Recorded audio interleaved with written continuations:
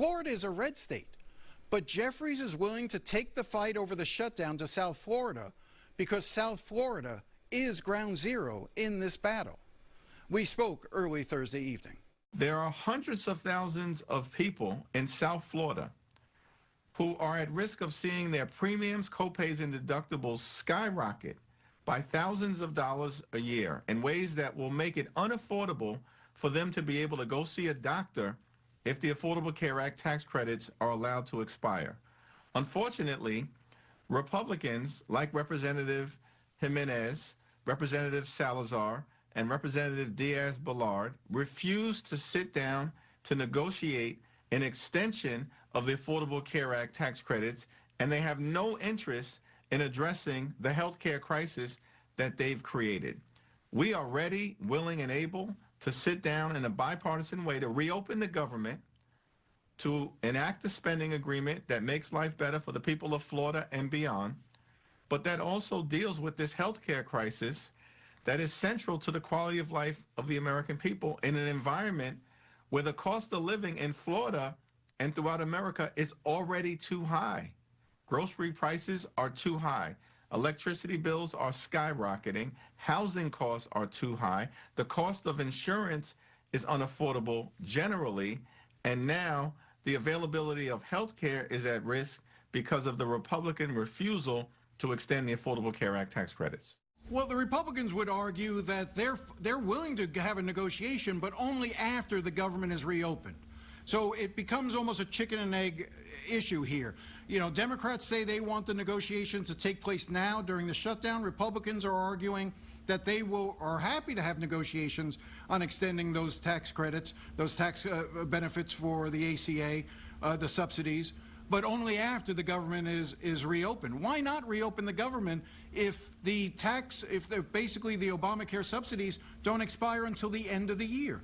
Open enrollment starts on November 1st, and right now, people throughout the state of Florida and across the country are going to begin to receive notices from their health insurance companies indicating that their premiums are about to skyrocket by thousands of dollars per year. That's unacceptable, and it's a crisis that Republicans have caused, and it needs to be addressed right now. We want to do it in a bipartisan way. We want to open up the government immediately. Unfortunately, House Republicans have literally been on vacation for the last 3 weeks.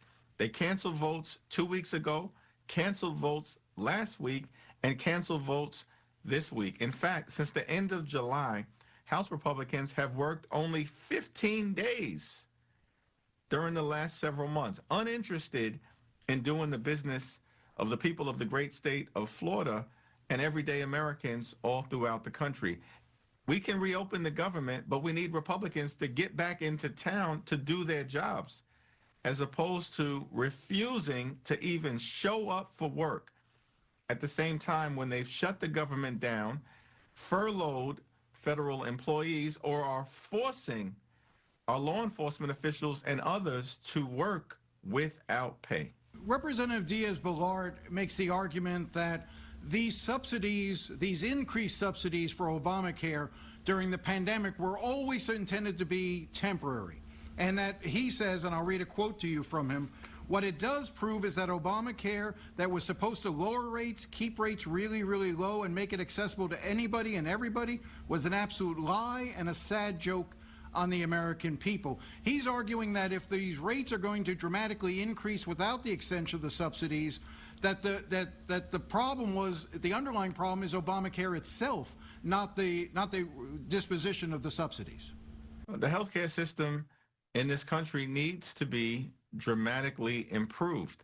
The problem is Republicans have shown no interest in making those improvements. Instead, they continue to attack the health care of the American people, largest cut to Medicaid in American history. They are possibly triggering a $536 billion cut to Medicare if Congress doesn't act at the end of the year because of what Republicans just did, like Representative Diaz-Balart, Representative Jimenez, and Representative Salazar, in voting for the one big ugly bill. Of course, hospitals and nursing homes and community-based health centers are closing all across the country, and they are now refusing to extend the Affordable Care Act tax credits. So this is an all-out assault on the health care of the American people that, of course, requires decisive action. Republicans have tried to repeal the Affordable Care Act now more than 70 different times over the last 15 years. That's extraordinary. And they have no credibility when it comes to addressing the health care of the American people. Yet and still, we want to sit down with my Republican colleagues when they return to work to negotiate a bipartisan path forward toward reopening the government, enacting an enlightened spending agreement, and addressing the health care crisis that Republicans have created. How confident are you that Democrats will remain united, particularly in the Senate? Democrats have seen a history of this where, the tough talk slowly fades, and then suddenly some senators, Democratic senators, get a little weak-kneed, and suddenly the entire thing collapses. Why should Democrats believe that this is going to be any different? House and Senate Democrats have been strongly united over the last several weeks, and in fact, over the last several months, in standing up to lower the high cost of living for the American people, fixing our broken healthcare system, and we also, of course, know that we've got to clean up corruption in Washington, D.C. I met earlier with Leader Chuck Schumer, thanked him and Senate Democrats for continuing to stand strong in their defense of the quality of life of the American people. And that's what's driving us right now. That's what unifies us, because this is a fight on behalf of working class Americans, middle class Americans, older Americans, and everyday Americans. When we come back, more of my conversation with Hakeem Jeffries as I ask him about President Trump's plans for Venezuela. Are these legitimate targets, or is he potentially driving us into a war that I'm convinced most Americans do not want to see happen? We continue my conversation with Democratic leader of the U.S. House of Representatives, Hakeem Jeffries. I ask, of all the issues Democrats could have decided to fight over, the mass firings, the use of federal troops in cities, the alleged abuses by ICE, why draw the line on health care? Well, it's important for us to push back on a whole range of issues, including the Trump tariffs, which are increasing the cost of living for people all across the country by thousands of dollars per year. And of course, the fact that Donald Trump and his administration have unleashed extremism on law-abiding immigrant communities in ways that are breaking up families, and in some cases targeting young children who are American citizens. That's completely and totally unacceptable. And I know the pain of that extremism is being felt by so many families down in South Florida, and that is extraordinary and is something that cannot be allowed to stand. At the same period of time, the healthcare crisis is ever present. It's overwhelming the American people, and dealing with the expiration of the Affordable Care Act tax credits has to be addressed with the fierce urgency of now, which is why we have raised the issue as something that requires immediate action. I did want to raise one other issue with you because it's a critical issue.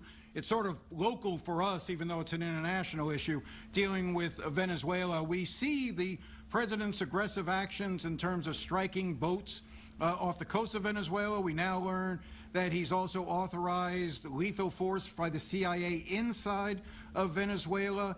How do you view this right now, and what role is Congress supposed to be playing in terms of being briefed? I know you're part of the Gang of Eight, so you should be receiving those briefings. I don't know if you are, but give me your overall impression of what's happening right now between the United States and Venezuela. Well, it's incredibly important that Donald Trump brief members of Congress so that we can stay in close touch with the people across America that we're privileged to represent. That is the role of the United States Congress. And unfortunately, what we've seen from Donald Trump and his administration continues to be a go it alone, my way or the highway approach. We have called for the administration to brief the Congress immediately. It's my expectation that that should happen sooner rather than later, so that we can be fully informed about Donald Trump's intentions, what he's been doing. Are these legitimate targets, or is he potentially driving us into a war that I'm convinced most Americans do not want to see happen? Mr. Leader, I appreciate your time, and I don't mean to catch off guard, but literally while we were sitting here talking, it appears that John Bolton has been indicted by a grand jury. I realize you don't know the facts surrounding that case, but this is now the third indictment against perceived enemies of the president. Do you have a general reaction that you want to share?